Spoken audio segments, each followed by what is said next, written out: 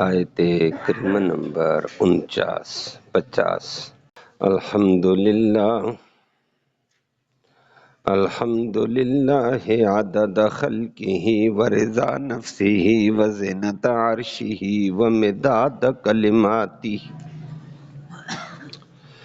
والصلاة والسلام علی صفوت رسلہ وخیر خلقہ محمد وآلہ وصحبہ اما بعد فاعوذ باللہ من الشیطان الرجیم بسم اللہ الرحمن الرحیم وَأَنِ احْكُمْ بَيْنَهُمْ بِمَا أَنزَلَ اللَّهُ وَلَا تَتَّبِعْ أَهْوَاءَهُمْ وَاحْذَرْهُمْ أَنْ يَفْتِنُوكَ عَنْ بَعْضِ مَا أَنزَلَ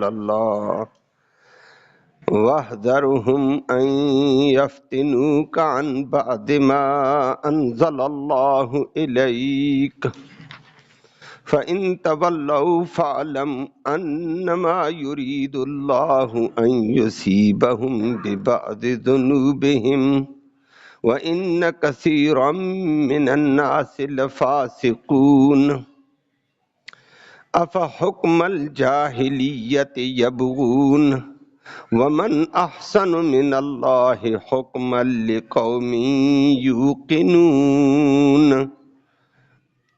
صدق اللہ العلی العظیم وبلغنا رسولہ النبی الامی الکریم۔ قابل صد تکریم معزز سامعین کرام، آیت کریمہ میں نبی کریم صلی اللہ علیہ وسلم کو اللہ نے مخاطب کر کے ارشاد فرمایا، لیکن اس کے ضمن میں اصل مقصود امت ہے۔ نبی کو فرما دیا، نبی جب بھی آپ کے پاس کوئی اپنا بیگانہ مسلمان یہودی آ جائے، آپ نے اللہ کے نازل کردہ شریعت کے مطابق فیصلہ کرنا ہے، فیصلہ دینا ہے۔ نمبر 2 فرمایا، ان لوگوں کی خواہشات کی اتباع نہ کرنا، اللہ کی چاہت کا اعتبار کرنا۔ اللہ ہم سب کو عمل کی توفیق نصیب فرمائے۔ تیسری بات بتائی، فرمایا نبی بشری تقاضے پر ان شریر طبقے سے بچ کر رہنا، یہ بھی بہلا پھسلا کر آپ کو کسی پریشانی میں نہ ڈال دیں، فتنوں میں نہ ڈال دیں۔ اللہ کے نازل کردہ حکم میں لچک نہ دکھانا۔ کبھی انسان ہے وہ آپ کے سامنے بات آتی ہے۔ اور تیسری بات فرمائی، آپ حق کا فیصلہ سنا دیں، کوئی مانے گا اللہ اس کو قبول کرے گا، اجر دے گا، کوئی نہیں مانے گا اللہ اس کو دنیا میں بھی سزا دے گا اس کے اس وقت بدعملی کی، اور اصل سزا اس کی آخرت کی ہوگی، اس کو پھر پتہ چلے گا۔ اللہ ہم سب کو محفوظ فرمائے۔ انسان جب دین سے روگردانی کرتا ہے تو دنیا میں سزا ملتی ہے، حالات سخت آتے ہیں، جیسے آج ہمارا حال بھی ہے۔ اللہ ہمیں معاف فرمائے۔ آخر میں فرما دیا، یہ لوگ دین کو چھوڑ کر جاہلیت کے پیچھے دوڑتے ہوئے نظر آ رہے ہیں، سچے دین کو چھوڑ کر کبھی یہودیت پر کبھی عیسائیت پر دوڑتے نظر آتے ہیں۔ نبی کو میں نے عرض کیا، مخاطب کیا، لیکن مراد امت ہے۔ فرمایا اتنا تو سوچو، اللہ کا فیصلہ اچھا ہوگا یا دنیا کے دانشوروں کا فیصلہ اچھا ہے؟ اللہ کا فیصلہ یقیناً بہت اچھا ہے، کسی کو یقین ہو تو۔ لفظی ترجمہ سماعت فرمایا اللہ نے فرمایا نبی کو، اور نبی کے ذریعے سے ہمیں حکم دیا، فرمایا وَأَنْ، اور یہ کہ احکم، نبی فیصلے کرتے رہو، بینہم، ان لوگوں کے درمیان میں، بما، اس شریعت کے موافق، انزل اللہ، جو اللہ نے اتاری، شریعت کے مطابق اللہ کے نازل کردہ احکام کے موافق فیصلے کر، بس۔ نمبر 2، وَلَا تَتَّبِعْ، اور مت اتباع کرنا، پیچھا کرنا، احواءہم، ان کی خواہشات کی۔ ان کی جو چاہتے ہوں گی اس کا اعتبار نہ کرنا، اللہ کی چاہت کا اعتبار۔ نمبر 3 وَاحْذَرْهُمْ، اور بچتے رہو ہم ان لوگوں سے ان یفتنوک، کہ وہ فتنے میں ڈال دیں گے کا آپ کو، ان یفتنوک وہ پھسلا دیں گے کا آپ کو، عن بعض ما بعض ان احکام سے انزل اللہ جو اللہ نے اتارے الیک آپ کی طرف، وہ آپ کے سامنے بات آتی ہے۔ چوتھی بات فرمائی فیصلہ سنا دو، مان لیا تو اجر ملے گا، نہ مانا تو فَإِن تَوَلَّوْا، پھر اگر وہ روگردانی کرے، منہ پھیریں، فَعْلَمْ یقین کر لو انما یرید اللہ، بے شک اللہ تو چاہتا ہے ان یصیبہم کہ ان کو پہنچائے، بِبَعْضِ ذُنُوبِہم ان کے بعض گناہوں کا وبال، اللہ ہمیں بچا۔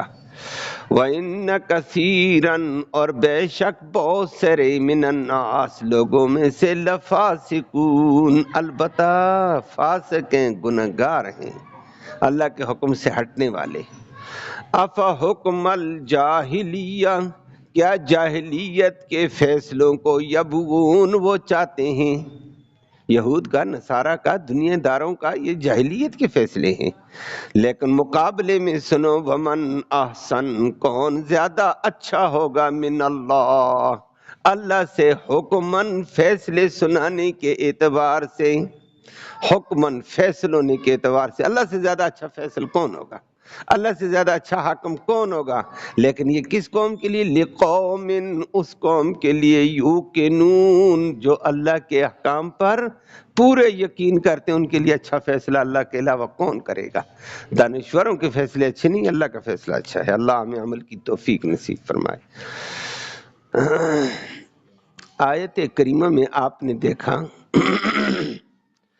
ابتدا میں ایک حکم یہ ارشاد فرما دیا، نبی کو مخاطب کیا، نبی کے ذریعے سے امت کے علماء کو، امت کے رہبروں کو، امت کے مقتدا طبقے کو، صاحب اختیار طبقے کو، صاحب اقتدار طبقے کو حکم دیا کہ ہر وقت شریعت والو شریعت کے مطابق فیصلہ کرو۔ اللہ ہم سب کو عمل کی توفیق نصیب فرمائے۔ لیکن یہ وہ کرے گا جو شریعت جانے گا تو وہ کرے گا، شریعت جانیں گے نہیں تو کیا فیصلے ہوں گے؟ اللہ تو نبی کو بھی حکم دے دیا، نبی تو نے بھی انحکم بینہم بما انزل اللہ، جب آپ کے پاس یہودی آتے ہیں، عیسائی آتے ہیں، آپ ان کے درمیان میں فیصلہ اللہ کی نازل کردہ حکم کے موافق، شریعت کے موافق فیصلہ کر، بس آپ کو شریعت دی ہے۔ اور وہ کل پرسوں آپ نے سنا، اللہ نے کہا میں نے عظیم کتاب تمہیں دی، تورات سے بھی بڑی کتاب تمہارے پاس، انجیل سے بھی بڑی کتاب تمہارے پاس، زبور سے بڑی کتاب تمہارے پاس، صحیفوں سے بڑے صحیفہ تمہارے پاس ہے۔ جب اتنا بڑا صحیفہ آ گیا تو اس صحیفے کا لاج رکھو، پھر اس کے مطابق فیصلے کرو۔ تو نبی کو بھی حکم دیا دیا۔ وہ آپ نے پہلے بھی سنا، نبی کریم صلی اللہ علیہ وسلم کے پاس یہودیوں کے بڑے بڑے گروپ آئے تھے، اور وہ یہ چاہتے تھے کہ ہماری منشا کا فیصلہ ہو جائے، ہماری ناک نہ کٹے، ہمارے بندے سنسار نہ ہو، کوئی کہتا تھا۔ اور کوئی کیا کہتے تھے، بنو نذیر کہتے ہمارا تسلط قائم رہے بنو قریظہ پر، غریبوں پر۔ بنو قریظہ بیچارے کہتے ہمیں کوئی انصاف مل جائے کہ ہمارا ایک بندہ مارتے ہیں، ہمارا ایک بندہ ان کو مارتا ہے، یہ ہمارے دو مارتے ہیں، ڈبل دیتیں لیتے ہیں، اور ہمارا بندہ مارا تو ہمیں پوچھتے بھی نہیں ہیں۔ یہ آپ نے تفصیل سنی۔ فرمایا نبی آپ کے پاس فیصلے کے لیے آئے نا، غریب آئے، امیر آئے، یہودی آئے، عیسائی آئے، آپ اللہ کی نازل کردہ شریعت کے مطابق فیصلہ سنا دو۔ اور نبی نے سنایا بھی ہے۔ ان کے رجم کا حکم آپ نے سنا تھا، مرد کو عورت کو رجم کر دیا۔ بنو قریظہ اور بنو نذیر کے درمیان میں فیصلہ کیا، بنو نذیر تڑپ گیا، نبی نے فرمایا انصاف انصاف ہے، جان جان ہے، تمہاری جان ہے تو بنو قریظہ کی جان نہیں ہے، قتل کے بدلے میں قتل ہوگا، ایک کی بس، ڈبل ڈبل نہیں ہے۔ تفصیل اللہ نے کہ نبی نے سنائی، اور اسی کے ساتھ فرمایا نبی آپ کے پاس شریعت ہے، شریعت کے موافق فیصلہ کرو، اور آگے بڑی سخت تنبیہ بھی کی ہے اسی لیے۔ کہ اس عظیم کتاب کے ہوتے ہوئے ادھر ادھر کا فیصلہ نہیں چلے گا. نبی نے تو کرنا بھی نہیں تھا ایسے ادھر ادھر، لیکن امت کے علماء، امت کے مقتدا طبقے کو تنبیہ کی ہے، تم نے بھی شریعت کے مطابق فیصلہ کرنا ہے. ہم تمہارے پاس قرآن آ گیا، شریعت آ گئی، اس کو چھوڑ کر کون سے قانون پر فیصلے کرتے ہو؟ کون سا جرگہ، کون سی پنچایت چلے گی، کون سی عدالت چلے گی؟ انصاف والی عدالت چلاؤ. اور ساتھ ساتھ لوگوں کی خواہش تھی، یہودیوں کا ایک بڑا طبقہ بڑی آفر لے کر آیا ہے. اللہ نے فرمایا نبی لوگوں کی چاہت کا لحاظ نہ رکھنا. کس کی چاہت کا لحاظ؟ اللہ کی چاہت کا. لوگوں کی خواہش کا لحاظ نہیں، اللہ کی خواہش کا لحاظ ہوگا کہ اللہ کیا چاہتا ہے، اللہ کی خواہش کیا ہے، بات وہ ہوگی. فرمایا وَلَا تَتَّبِعْ أَهْوَاءَهُمْ، ان لوگوں کی خواہشات کا اعتبار نہ کرنا. لیکن ایک بات تیسری بتائی، اور بچ کر رہنا، فیصلہ حق کا کر، خواہشات کے پیچھے نہ جانا. کہیں ان کی چاہت کے پیچھے پلٹ گئے خراب ہو جاؤ گے. اور وہ انسان ہے، انسان میں لالچ ہے، ہر بندے میں لالچ ہے، لیکن لالچ کا فرق ہے. بازار والے اس وقت کما رہے ہیں، نماز کو نہیں آئے، کیوں؟ کمائی کا ٹائم ہے، لالچ تھی. میری بات سمجھ آئیے؟ آپ میں لالچ نہیں ہے، آپ کیوں مسجد کو آئے ہیں؟ لالچ تھی رب راضی ہو جائے، لالچ ہے اللہ ہمیں معاف کر دے، لالچ ہے اللہ ہمیں آخرت میں رسوا نہ کر دے. لالچ تو ہے، لیکن لالچ کا جو اللہ کے پاس ہے اس کی لالچ کرنی اچھا کام ہے. جو بندوں کے پاس اور دنیا کی چیز ہے اس کی لالچ کرنی تباہی اور ذلت ہے. باقی دنیا میں بے شمار لوگ کام کرتے ہیں، غریبوں کے ساتھ مدد کوئی کرتا ہے، لالچ اس کو بھی ہے، کیوں؟ غریب مجھے دعا دے دے گا. دین والے کے ساتھ مدد کرتا ہے، کیوں؟ مجھے دعا مل جائے گی. لالچ تو ہے، لیکن یہ دعا کس کے لیے؟ اللہ کے خزانوں کے حوالے سے لالچ ہے. اور یہ لالچ اچھی چیز ہے. وہ تو نیک آدمی نیکی کرتا ہے جنت کی لالچ میں، اور اللہ نے جنت کی لالچ دلائی ہے. اس کے لیے نیکی کرنے کے لیے سبقت کرنا، جنت کے تذکرے کر کر کے اللہ نے سنایا ہے. آؤ اس لالچ میں تو آ جاؤ دین کی طرف.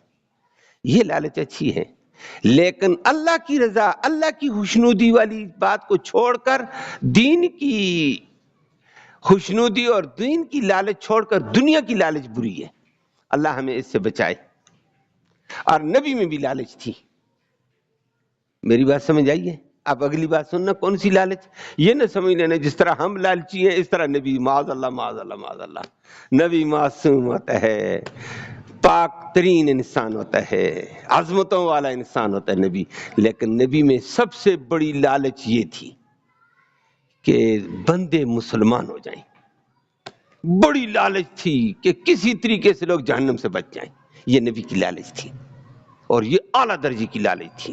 اس کے لیے نبی راتوں کو بھی اٹھ کر روتے تھے، اٹھ کر دعائیں کرتے، یا اللہ قوم کو ہدایت دے.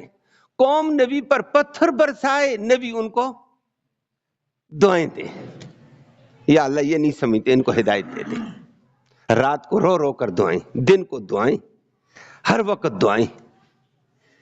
اور قرآن نے اس کو ذکر کر کے فرمایا نبی اس لالچ میں آ کر کہیں نبی گھٹتے لعلک باخع نفسک، کہیں آپ اپنے آپ کو ہلاک نہ کر دیں اس کڑن میں. اتنی انتہا درجے کی کڑن ان نبی کے اندر تھی کہ کسی نہ کسی طریقے سے لوگ مسلمان ہو جائیں. نہ رات دیکھی، نہ دن دیکھا، نہ نیند دیکھی، نہ کھانا دیکھا، نہ پیاس دیکھی، نہ بھوک کا اعتبار کیا، بس امت کے فکر میں ڈوبے ہوئے رات دن کہ لوگ ہدایت پہ آ جائیں. یہ لالچ تو تھی نبی میں اعلیٰ درجے کی. اللہ ہمیں بھی یہ نصیب فرمائے. لیکن آج امت میں نہیں ہے یہ.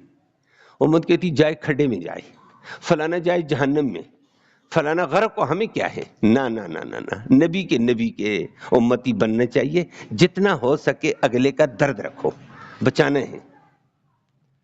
اللہ ہم سب کو یہ درد نصیب فرمائے. ہمارا نبی اسی درد میں تڑپتا تھا، لعلک باخع نفسک کہیں کہہ دیا. مختلف الفاظ سے قرآن نے تعبیر کی. اب یہاں پر بھی یہی لالچ لوگوں نے دی ہے اور نبی کو اللہ نے تنبیہ کر دی ہے. یہودیوں نے کہا، نبی کے پاس رجم کا فیصلہ لے کر آ گئے. ایک انہوں نے یہ لالچ دی، آج ہماری مرضی کے مطابق ہمیں سنسار ہونے سے ہمارے خاندان کے مرد کو عورت کو بچا لو، ہم اس خوشی میں اسلام قبول کریں گے اور ہمارے بڑے لوگ آپ کے دل دادا ہو جائیں گے، ہمارا اچھی خاصی تعداد آپ کی حامی ہو جائے گی.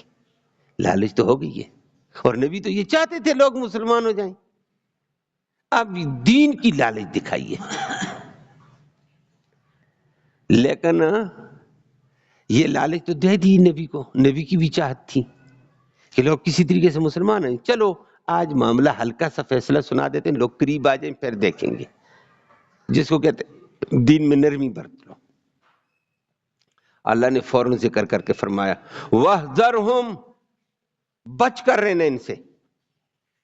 کس بات سے؟ اَن یفتنوک، یہ آپ کو فتنے میں ڈال دیں گے، امتحان میں ڈال دیں گے، آپ کو پھسلا دیں گے. عن بعد ما انزل اللہ الیک، اس احکام سے جو اللہ نے آپ کی طرف اتارا ان میں سے بعد حکم میں یہ آپ کو ڈگمگا دیں گے، پھسلا دیں گے. بچنا، ان کی لالچ میں نہ آنا. نبی لالچ میں، دین کی لالچ تو تھی، لیکن اللہ نے فوراً حکم دے دیا کہ 2-4 بندوں کی حمایت کے لیے 1000-2000 بندوں کی حمایت اور تعاون کی وجہ سے دین کا حکم نہیں چھوڑا جائے گا. بات سمجھ آئیے کہ فلانا میرا حمایتی بنتا ہے، میں نے حق بول دیا تو یہ حمایت ختم ہو جائے گی. چھوڑو خدا کا بندہ، او جی 20,000-4000 بندہ مسلمان ہو رہا ہے، اللہ کا حکم چھوڑ دو، فیصلہ ان کی مرضی کا کرو کہ یہ مسلمان ہو جائیں. فرمایا نا نا نا نا نا، اسلام کی لالچ کے لیے بھی دین کا حکم مؤخر نہیں کیا جائے گا. نبی نہ کرنا یہ کام. اللہ نے نبی کو یہ بتا دیا. اور بنو نذیر اور بنو قریظہ کا فیصلہ ہے، ان کا تو جابرانہ فیصلہ تھا بنو نذیر کا کہ جناب بنو قریظہ نے ہمارا بندہ مارا تو ہم ان کے 2 ماریں گے، ان کی عورت نے ہماری عورت ماری، ہم مراد مقابلے میں مرد ماریں گے، دیت بھی ڈبل لیں گے. اور اگر بنو قریظہ بیچاروں نے مار دیا کہتے چلو خیر ہے، وہ انسان نہیں تھے. اب نبی کے پاس فیصلہ لے کر بنو قریظہ بنو نذیر آئے. بنو قریظہ بڑا مالدار، سرمایہ دار، جاگیردار، بدماش قبیلہ تھا. وہ نبی کو کہنے لگا فیصلہ لچک والا دے دو، ہماری برویت بحال رہے، ہم آپ کے حمایتی بن جائیں گے، بے شمار لوگ آپ کا کلمہ پڑھ لیں گے، بے شمار آپ کے معاون بن جائیں گے. اللہ نے فرمایا نبی اس لالچ میں نہ آنا. اسلام کی لالچ بے شک دیتے، دنیا کی لالچ نہیں دی تھی کہ ہم آپ کو سرمایہ دیں گے، زمینیں دیں گے، پلاٹ دیں گے. نہ دیا کہ ہم آپ کے حمایتی بنیں گے، اسلام لائیں گے آپ کے ساتھ، آپ کے اسلام کے ہم. فرمایا اس لالچ میں مت آ نبی. وَاحْذَرْهُمْ، بچ کر رہنا ان سے. اَن يَفْتِنُوكَ عَن بَعْدِ مَا أَنزَلَ اللَّهُ إِلَيْكَ، کہ کہیں اللہ نے جو آپ کی طرف حکم نازل کیا اس میں آپ کو یہ ڈگمگا نہ دیں، ہٹا نہ دیں، یہ لالچیں دلا کر. بچنا، لالچوں میں نہ آنا. نبی نے نہ آنا تھا، لیکن اللہ نے ساتھ ساتھ فوراً فیصلہ سنا دیا ہم جیسوں کے لیے، بعد والوں کے لیے، کہ نبی تو لالچ میں نہیں آتا تھا. کیوں نہیں آتا تھا؟ لالچ والا اسلام معتبر ہی نہیں ہے. میری بات سمجھ آئیے، لالچ والا اسلام معتبر نہیں ہوتا ہے. لالچ والی ہجرت معتبر نہیں ہے. وہ ایک حدیث آپ سنتے رہتے ہیں، نبی کریم صلی اللہ علیہ وسلم نے ہجرت ایک بہت بڑا مقام، ایک رتبہ تھا. اپنا علاقہ چھوڑ کر اسلام کے لیے اس وقت ہجرت فرض تھی کہ مدینہ میں آؤ، مدینہ کی قوت بڑھے، مدینہ کے افراد بڑھیں، مدینہ کی ریاست کو تقویت ملے. اس وقت تھا، ہجرت فرض تھی. لیکن ہجرت کر کے لوگ آتے تھے، بہت سارے آتے تھے. ایک صاحب آ گیا، ام قیس ایک عورت تھی، اس کے ساتھ اس کا پرانا عشق تھا مکہ میں. وہ تو مسلمان ہوگی، ہجرت کر کے مدینہ آ گئی. بڑا اس کا عشق لڑتا تھا، لیکن اس نے بڑے بار بار اپنی جستجو، اپنی طلب چاہت رکھی، عورت نے توجہ نہیں کی تھی۔ اب وہ آ گئی مدینہ میں، وہ رہ گیا پیچھے مکہ میں۔ اس نے دوبارہ قافلے کے ذریعے سے پیغام بھیجا، میں عشق میں ڈوب گیا ہوں، مر گیا ہوں، میرا یہ حال ہے، تو چلو اب تو مسلمان ہوگی، میں تو ہوں کافر، لیکن چلو اسلام میں نکاح تو ہے نا، مجھ سے نکاح تو کر لو۔ عورت نے کہا اچھا کہ میں آپ کی ہر بات مانوں گا، نکاح کر لو۔ جب یہ کہا عورت نے کہا اس سے فائدہ اٹھا لوں، یہ اسلام والے لوگ۔ اس نے کہا مسلمان ہو کر ہجرت کر کے آ جا، ہجرت کر کے آ، اسلام لے کر ہجرت لے کر آ جا اور میں آپ سے نکاح کر لوں گی، بس ہجرت کرنا آ۔ وہ ہجرت کر کے آ گیا، نکاح بھی ہو گیا، اللہ کے نبی کو بتا دیا گیا۔ نبی نے فوراً ممبر پر بیٹھ کر زبردست خطبہ دیا اور فرما دیا اللہ کی رضا کے لیے اسلام ہو، اللہ کی رضا کے لیے ہجرت ہو، اللہ کی رضا کے لیے نماز ہو۔ میری بات سمجھ آئی ہے؟ کس کے لیے؟ اللہ کی رضا کے لیے، نماز بھی اللہ کے لیے، کسی کے لیے نہیں، لالچ میں نہیں ہے۔ اور فرمایا انما الاعمال بالنیات، بے شک تمام اعمال کا اعتبار نیت کے ساتھ ہے۔ نیت میں اللہ کی رضا نے، چھوٹا عمل بھی بہت بڑا، اللہ کی رضا نہیں ہے، دنیا ہے، بڑا عمل بھی بیکار ہے فرمایا۔ اور پھر آگے ذکر کر کے فرما دیا ہے فمن کانت ہجرت الی اللہ ورسولہ فہجرت الی اللہ ورسولہ، جس کی ہجرت اللہ کے لیے، اللہ کے رسول کی طرف نیت کے ساتھ ہوگی، فہجرت الی اللہ ورسولہ، ثواب بھی اللہ اور اللہ کے رسول کے ہاں سے اس کو مل جائے گا۔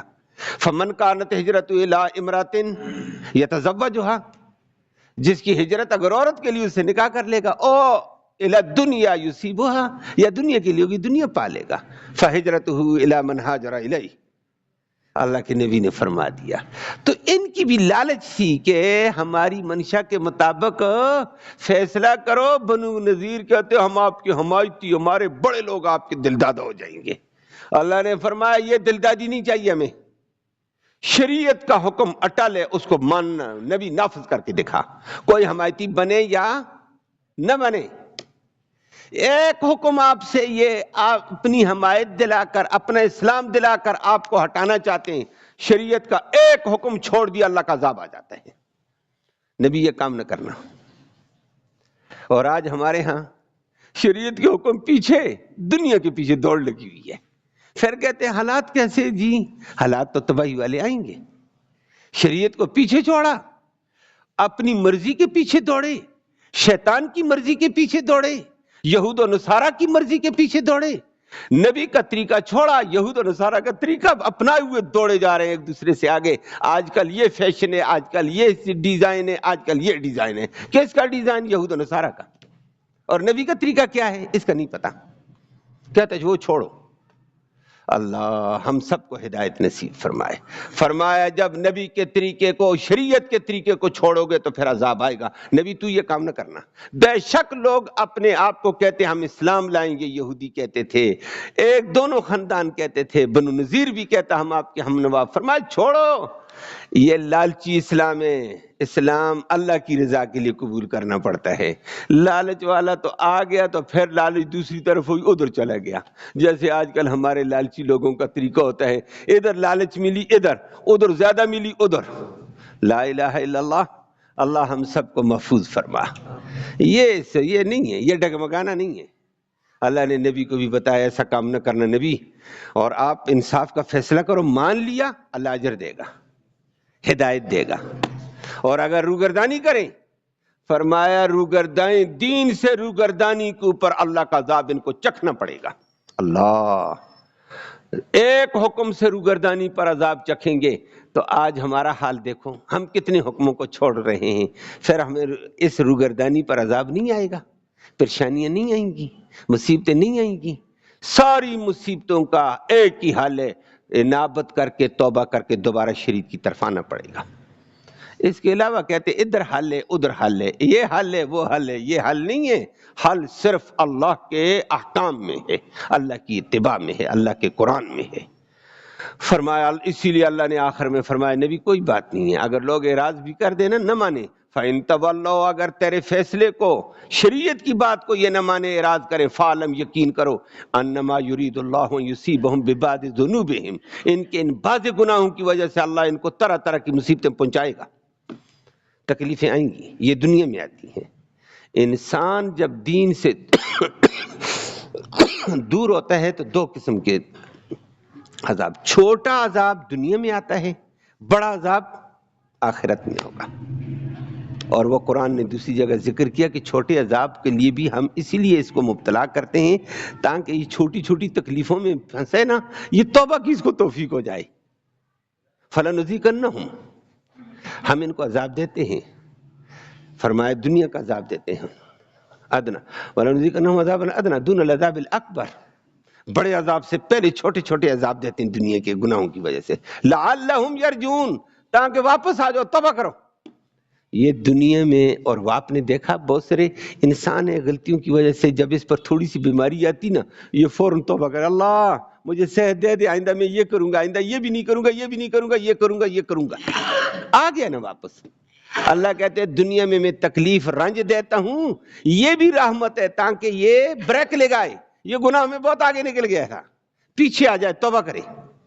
اللہ ہم سب کو توبہ کی توفیق نصیب فرمائے۔ فرمایا ان کو عذاب پہنچے گا، جو لوگ دین سے روگردانی کرتے ہیں اللہ ان کو عذاب پہنچائے گا۔ وَإِنَّ كَثِيرًا مِّنَ النَّاسِ لَفَاسِقُونَ، نبی پریشان مت ہو، اکثر دنیا والے فاسق ہیں، یہ دنیا کی لالچ میں آ کر دین کی طرف آ بھی گئے، بھاگ بھی گئے، یہ لالچی ہیں، دنیا کی لالچ۔ باقی میں نے ابھی آپ کے سامنے بتا دیا، لالچ تو دین والے کو بھی ہوتی ہے، اللہ کا نبی بھی لالچی تھا کہ ساری دنیا کسی نہ کسی طریقے سے اسلام میں آ جائے، تڑپ تڑپ کر دعائیں کرتا، روتا تھا۔ اللہ اکبر۔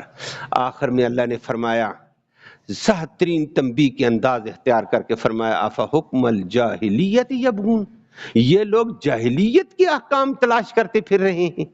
جاہلیت یہودیوں کا طریقہ جاہلیت، عیسائیوں کا طریقہ جاہلیت، شرک والوں کا طریقہ جاہلیت، ہندوؤں والوں کی رسم جاہلیت۔ فرمایا شریعت آ گئی، شریعت کو چھوڑ کر جاہلیت کے پیچھے دوڑ رہے ہو خدا کے بندو۔ اور اگر اندازہ لگاؤ جتنے طریقے ہیں یہ شریعت کے مقابلے میں جاہلیت ہے۔ اب شریعت کس کی ہے؟ وہ اللہ کی، اور شریعت کے مقابلے میں طریقہ یا کسی یہودی کا ہوگا، یا کسی عیسائی کا ہوگا، یا کسی فلسفر کا ہوگا، لارڈ میکالے کا ہوگا، یا کسی نتھو خیرے کا ہوگا۔ فرمایا بتاؤ ان کے فیصلے اچھے ہیں یا رب کا فیصلہ اچھا ہے؟ شریعت تو رب کا فیصلہ، وَمَنْ أَحْسَنُ مِنَ اللَّهِ حُکْمًا، اللہ سے زیادہ اچھے فیصلے والا کون ہے؟ کوئی بھی نہیں ہے۔ اللہ کے جتنے فیصلے شریعت میں وہی فیصلے اچھے۔ اور فرمایا لیکن کوئی قوم ہو لقوم یوقنون، اللہ ہم سب کو یقین نصیب فرمائے، اپنے احکام کی پوری پوری اتباع نصیب فرمائے۔ اللہم صلی وسلم دائما ابدا علی حبیبک خیر الخلق کلہم، اللہم انا نسألک الہدی والہدی والعفاف والتقی والغنی، اللہم اہدنا واہدنا بہ وجعلنا سببا لمن اہتدی۔ یا اللہ تو رحمت کے فیصلے فرما، کوتاہیوں کو معاف فرما، صغیرہ کبیرہ گناہوں کو معاف فرما۔ یا اللہ بیماروں کو شفا نصیب فرما، اس قرآن کی برکت کے طفیل، رحمت کے طفیل، یا اللہ جتنے بیمار اسپتالوں میں گھروں میں سب کو شفا نصیب فرما۔ ہمارے نمازی ساتھی ہیں نعمان، ان کی والدہ شدید بیمار ہیں، دعا فرما اللہ ان کو بھی صحت عطا فرمائے۔ اللہ ہمارے درس کے ساتھی متین صاحب بیمار ہیں، اللہ ان کو صحت عافیت نصیب فرمائے۔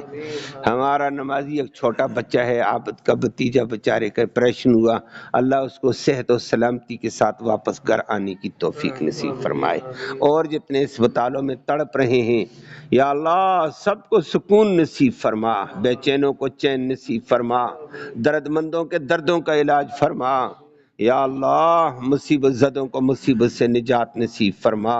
یا اللہ ہم سب کو دین کے تقاضے پورے کرنے کی توفیق نصیب فرما، دین والوں کو دین پہ استقامت نصیب فرما، جو دین سے دور بھاگ رہے ہیں اللہ ان کو دین پہ آنے کی توفیق نصیب فرما، شریعت کی اتباع نصیب فرما، جاہلیت کے طور طریقوں سے اللہ ہم سب کو محفوظ فرما، اپنی ذات کبریائی کا امن نصیب فرما، خیر نصیب فرما، جب تک زندہ رہے اسلام والی زندگی نصیب فرما، مرتے وقت کلمہ ایمان نصیب فرما، آخرت میں اس قرآن کی نبی کریم صلی اللہ علیہ وسلم کی شفاعت نصیب فرما۔